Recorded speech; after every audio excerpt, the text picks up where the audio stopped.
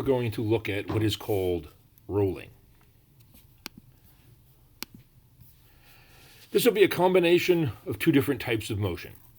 We'll have an object that will be translating, namely its center of mass will be moving through space, while it is also rotating. And we're going to describe the motion as a combination of motion around the center of mass plus the motion of the center of mass. Take those two together, we have fully described the motion.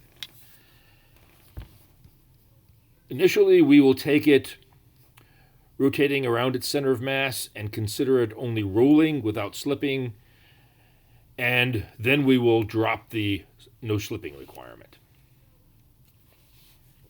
Rolling is a special case of motion where we've got the center of mass moving forward, so basically all points on the object will be moving in the same direction at the same rate as the center of mass, and that's what's drawn in the red arrows here. In addition, we will have the object rotating around its center of mass, and as it rotates around its center of mass, the top part, of course, will be moving forward, the bottom part will be moving backwards. If the rim at the bottom is moving backwards at the same rate that the whole mass is translating forward, the point of contact at the bottom right here will not be moving relative to the ground, which means there will be no slipping, no skidding of the point of contact relative to the surface. That is what we mean by rolling without slipping. So the condition will be if the velocity of the center of mass forward is equal to and opposite to the rim speed moving backwards, and the rim speed will simply be r times omega, our condition will end up being the velocity of the center of mass is minus r times omega. And initially, that's all we'll consider, objects that are purely rolling. Note this means the top up here, the two motions add up, so the top will be moving fairly fast, the middle will be moving at the center of mass, and the bottom will not be moving at all relative to the surface. Rolling means rather than a point moving over the surface, different points on the rim will be in contact with the surface. One thing to pay attention to, this condition will not always be true.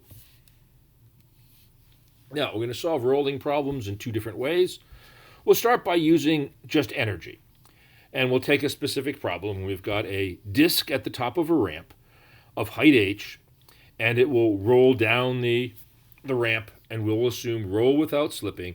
And what we want to find is the speed at the bottom, and then once we have the speed at the bottom, we'll figure out how can we calculate the time to reach the bottom, as well as its acceleration. As I mentioned, the first thing we're going to use is just the conservation of energy. Well, to do that, we're going to break the motion into two states. The initial state where the disk is at the top, and the final state where it's rolling at the bottom. It will have an initial potential energy equal to mgh, and it will have some kinetic energy at the bottom, which will be 1/2 I omega squared for the rolling and 1/2 mv squared for the translating. Conservation of energy says the energy at the top equals the energy at the bottom, which means mgh will equal 1/2 I, and I for a disk is 1/2 mr squared, then times omega squared, but if we're doing rolling without slipping, omega will equal v over r, plus 1/2 mv squared. Notice the m's will all cancel out. The r squared from the moment of inertia will cancel out the r from the omega, which is squared. So it turns out the mass and the radius do not matter. What really matters is the 1/2 right here, and that comes from the shape of the object. So the size and the mass won't matter, but the shape will, because the number in front right here will be determined by the shape of the object. Notice we now have an equation that only has the velocity of the center of mass in it. We could then solve that for the velocity of the center of mass. Once we have that, that's the final velocity at the bottom. We can use kinematics to find the time that it takes to reach the bottom, because that's just the average velocity divided into the distance will give us the time, and we know the initial is 0, the final we just calculated. Average is therefore half of the final. Doing that, we can then calculate what its time is. Once we have the time, we know again it went from 0 to this final velocity in a given amount of time. We can then calculate the acceleration, and then we can use kinematics to find any other things that we need. So now we can consider An example, we have a hoop, different shape, mass 1.2 kilograms, radius 24 centimeters. It will start at rest. The top of a ramp that's a height of 45 centimeters and a length of 2.4 meters. And we want to find the speed at the bottom, again, assuming it rolls without slipping, and then we can calculate the time to reach the base. And again, technically the mass and the radius are not needed. They are going to cancel out. What really matters is the fact that we're dealing with a hoop. So what you might want to do is pause for a moment and do the calculation yourself before proceeding. Okay, the solution. Again, the initial we're at the top, the final we're at the bottom. So we're starting with mgh and ending up with a kinetic energy of 1/2 I omega squared and a translational velocity of 1/2 mv squared. Again, initial energy equals final energy. Difference here is we have a hoop, so it's 1/2. So rather than 1/2 mr squared, it's just mr squared. Again, the omega is the velocity of center mass divided by r. The r's cancel out. M in every term, they cancel out. All I'm left with at the first term is just 1/2 velocity squared. The second term is just 1/2 velocity squared, so they add up to just velocity squared. All that's left on the other side is gh. Plug numbers in, and the velocity of the center of mass ends up being 2.1 meters per second. The time is just the length of the ramp divided by the average velocity. Average velocity is 1/2 of the initial plus the final. Initial is 0, so the average is half of the final. Plug numbers in again, we get the time to be 2.29 seconds. We can solve basically the same problem using Newton's laws and use it with forces. So first, again, we have to draw the free body diagram. Here, because we're having torques applied, torques depend on where forces are applied.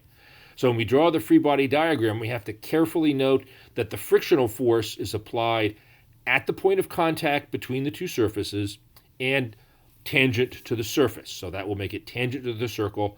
It'll resist the motion, so it'll be upward along the incline. Normal force is applied at the surface of the point of contact. It'll be perpendicular to the surface. That will actually make it go straight through the center of the disk. The mass acts as if all of its mass is concentrated at its center of mass, and that's where gravity acts. So gravity acts at the center of mass. Note that means the weight will not apply a torque. Neither will, in fact, the normal force, because that has no lever arm. It acts straight through the axis of rotation at the center of mass, which is why we need to have friction, and the condition of rolling without slipping means that friction must be static friction. Now what we're going to need to do is break our forces into the x and y components. Easiest way to do this is to make the x-axis parallel to the surface and the y-axis perpendicular, and the torques will therefore be around the center of mass, so they'll actually be in the z direction. So we can just apply Newton's second law. Sum of the forces acting in the x direction is the component of weight parallel to the surface minus friction equals mass times acceleration. Sum of the forces in the y direction must add up to 0, and that's the normal force minus the other component of gravity. As I mentioned, the only force applying a torque is static friction. That applies it at the edge of the disk, and it's going to make it turn in a clockwise direction, so it's negative. And that equals the moment of inertia times alpha. We also are going to assume it's rolling without slipping, so that's v equals minus r omega is our condition. We take the derivative of both sides, and the radius will be a constant, so that tells me a will simply equal minus r alpha. We can then take, and right here what we have are 4 equations, effectively with 4 unknowns. Our 4 unknowns are the angular acceleration, the static friction, the normal force, and the acceleration of the center of mass. So the rest is just math. Now, one interesting thing is, note the static friction is independent of the coefficient of friction. Notice the coefficient of friction will just give us the maximum static friction. So therefore, we don't need to know what mu sub s is to solve this. What we are assuming with the rolling without slipping is that there is enough static friction so that this static friction we get from solving these equations should be less than the maximum. The maximum comes from the normal force times the coefficient, and in fact, what we could do is use this condition to find out how much static friction do we need in order to have the object, in this case a disk, to roll without slipping. We can consider another example of, again, the same hoop of the same radius, again starting at rest on the same ramp, and now find the acceleration of the hoop, assuming again it rolls without slipping. Now notice we might consider, when do we use the conservation of energy or Newton's laws like we are here? There, what you might note is when you're asked to find an acceleration, you probably want to use Newton's laws. If you're asked to find a velocity at the bottom, well, that comes straight from the conservation of energy, in which case you might as well use the conservation of energy. Now, to use the Newton's laws, we're going to take the torques, which again applied by friction. Here I've just canceled the minus sign out already. So it's the radius times the frictional force equals the moment of inertia times A over R, which is alpha. This thing can be solved for the frictional force, and plugging in the moment of inertia and canceling out the R's, we end up with the fact the frictional force ends up being M times A. We can then take and do the F equals ma for the translation, and that's the component of gravity minus friction equals mass times acceleration. Friction right here is mass times acceleration. Rearranging those, we end up with the acceleration is 1/2 g times the sine of the angle. In this case, the sine of the angle is the height of the ramp divided by the length of the ramp. We have both of those. We can calculate the sine of the angle. Plug that in here, and we get the acceleration is 0.92 meters per second squared. That should also equal the final speed we already calculated as 2.1 divided by the time we calculated 2.29. That also gives us 0.92 meters per second squared. We can also, again, find the time. In this case, just by using the distance traveled is 1/2 at squared. We know A. We can use this to calculate t, and we get the same time, the 2.29 seconds. Now, we now need to worry about, well, what happens if a ball rolls and, in fact, it doesn't start without slipping?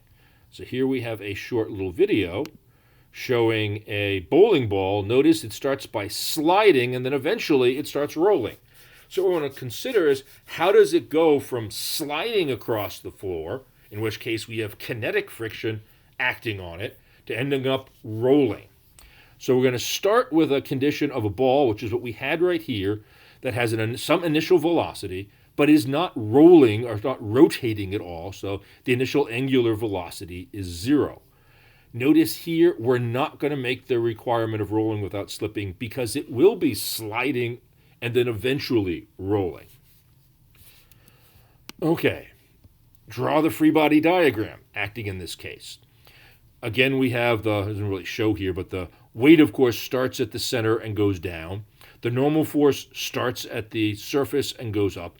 These do not apply torques, but we now have kinetic friction acting in the opposite direction as the motion, and the kinetic friction will be able to apply a torque. So now we can apply F equals ma. The forces we have acting is the frictional force, which opposes the motion, and a minus sign, and that's simply equal to minus the coefficient of friction times the normal force, which will just equal the weight. That equals mass times acceleration. So we get, not surprisingly, which we've seen before, the acceleration is minus mu sub k times g. We can then solve that for the velocity. The velocity is a function of time, is the initial velocity, minus the acceleration times time. And then we can use torque equals I alpha. The torque will be, again, it's trying to make it rotate in a clockwise direction, is the radius of the ball times the coefficient of the force of kinetic friction, a minus sign, equals I times alpha. We can solve that for alpha. And then omega is alpha times t. And it will roll until we reach the condition of v equals minus r omega. And there we get the initial velocity minus acceleration times time. This is the velocity equals minus r times alpha t. Note the angular acceleration is negative, so this over here is actually a positive expression. So there's two minus signs here. So then we can take this equation and solve for the time t, which will tell us how long does the ball slide until it starts rolling. And then we can plug in t to find out how fast it'll be moving when it starts rolling. We can then make a graph of showing blue right here is the velocity of the center of mass. That will be slowing down due to friction. Here I've got the rim speed, and I put the absolute value so that it's positive. Speeding up as torque makes the ball start to roll, and eventually the rim speed starts to be equal to the translational speed. At that point, the surface is no longer sliding relative to the ball, and now we get the condition of rolling without slipping. At this point, the ball will just start rolling smoothly. And this time will be the time at which basically the translational velocity matches the rotational velocity. Another problem we can now tackle is the loop, where we have a ball rolling across the loop, and what we want to do is find the condition under which the ball makes it around the loop without losing contact with the track. We did this problem before, but we ignored the fact that the ball was actually an object that will be rolling. That rolling, we now know, will involve some kinetic energy, so we can't ignore that. So what we want to do now is include the rolling of the ball, and we'll assume the ball is a solid sphere. And we're going to find out what height do we need to release it from so that when it is at the top right here, it is able to roll without slipping. It will be able to move, because it has to be moving in order to stay in this circle, and it also has to be able to reach this height. So you might want to pause and do that calculation. Okay, so let's use the conservation of energy here. We're starting with a certain amount of potential energy. Now this potential energy has to go into both the potential energy at the top and the total kinetic energy, which includes the translation and the rotation. In order to be going in a circle at the top, where the only force acting downward will be gravity, mg must equal mv squared over r. This tells me how fast it must be going. The moment of inertia of a solid sphere is 2/5 mr squared, and we have the rotational motion has to match the translational motion, so it rolls without slipping, so we have v equals r omega. We can combine all of that and solve for h, and h will end up equaling 2.7 times r. That's the height we have to release it from. And here we have a video where I started a ball, and this initial height is 2.7 times the radius of this loop. And we can see when I release it from there, it makes it around the loop. And if I release it from any lower height, it would not make it around the loop. So that is the height for it to successfully roll completely around the loop. Another problem we often consider is we take two objects, namely a solid disk and a hollow hoop. They have the same mass, the same radius, and the same thickness. So the only difference between them is the shape. We're going to release them from the same height on the same ramp and ask which one reaches the bottom first. So before proceeding, you might want to consider which one do you think is going to reach the bottom first and why. Okay, here we have a video. There's a disc and a hoop. They're on a ramp. I'm going to release them from the same height at the same time, and you can see which one reaches the bottom first. And you can see there's really no contest. The disc definitely wins. The hoop is definitely trailing behind. And that is because the hoop has a much larger, in fact, twice as large moment of inertia as the disc does. It is harder to make it turn. Therefore, if I have it rolling without slipping, it'll have to move slower. Last problem we'll consider is basically dropping a yo-yo. Now, this isn't really a total yo-yo. What this really is just a disc with an axle in the center. We're going to wrap some string around the axle, and we're going to just drop this contraption, holding on to the rope. The motion will be the center of mass will fall, and to do that, we'll calculate the net force will equal the mass times the acceleration of the center of mass. Because there's a string wrapped around here, this will apply a torque allowing the yo-yo to rotate. And to do the rotation, we'll take the torque equals the moment of inertia times its angular acceleration. We'll assume the string doesn't slip as it unwinds and it is wrapped around the axle in the center. So A will equal R times alpha. The radius of the axle will effectively be the lever arm for the tension, and we'll assume that is constant. and we're going to take and find the acceleration of this falling yo-yo. And again, you might want to take and combine all these equations together and calculate a value for A before proceeding. Okay, to calculate the acceleration, we add up the forces. Tension minus weight equals, and here I'm going to make A positive. So I'm going to put in a negative sign in here explicitly. So the tension will be M times G minus A. A is a positive number. The torque is the tension on the string times R equals I times A over R. We can rearrange that. And alpha equals A times R. That's what I used right here. Combine those two equations, and we get an expression for A.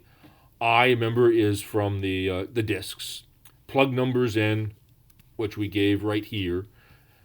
The mass of the disk is 1 kilogram. The radius of the whole disk is 15 centimeters.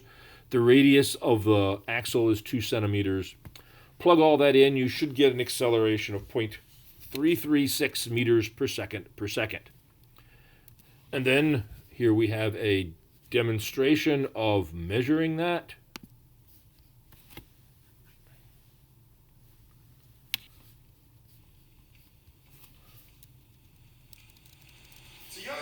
Yo-yos are a lot of fun. They're also really interesting physics. So what is a yo-yo? Well, it's, as you can see, it's an inner cylinder where the string is attached, and then two outer discs attached. Well, I have here a specially constructed yo-yo. It's the exact same thing, but it's bigger. And it has two advantages. One is the inner cylinder is longer, so the string doesn't bunch up on top of each other. And you'll see when we do the calculation, this is important. It gives a consistent inner radius the whole time it's going down. And the other nice thing about it being bigger is that the motion detector right here will pick it up a little better. So what we're going to do, we're going to do the experiment using the motion detector to get the acceleration of the yo-yo as it drops, and then we'll do a calculation, getting a theoretical number for the acceleration, and with an error, the two should agree. So what I'll do here is, here's the motion detector. Motion detector sends sound waves up that they'll bounce off the yo-yo, and the sound waves will come back down, and that, using that time and the speed of sound, the motion detector can figure out how far away the yo-yo is from it. All right, let's put the experiment up, and I'll hit go, and then I'll go over and bring the yo-yo.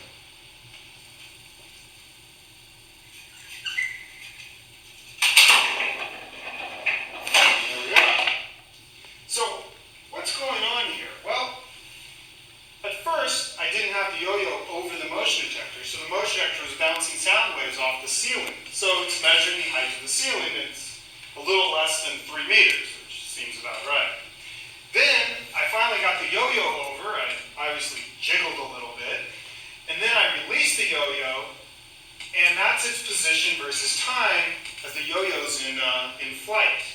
And we can see that the yo-yo is accelerating downward because we have a curved position time graph. And that shows acceleration.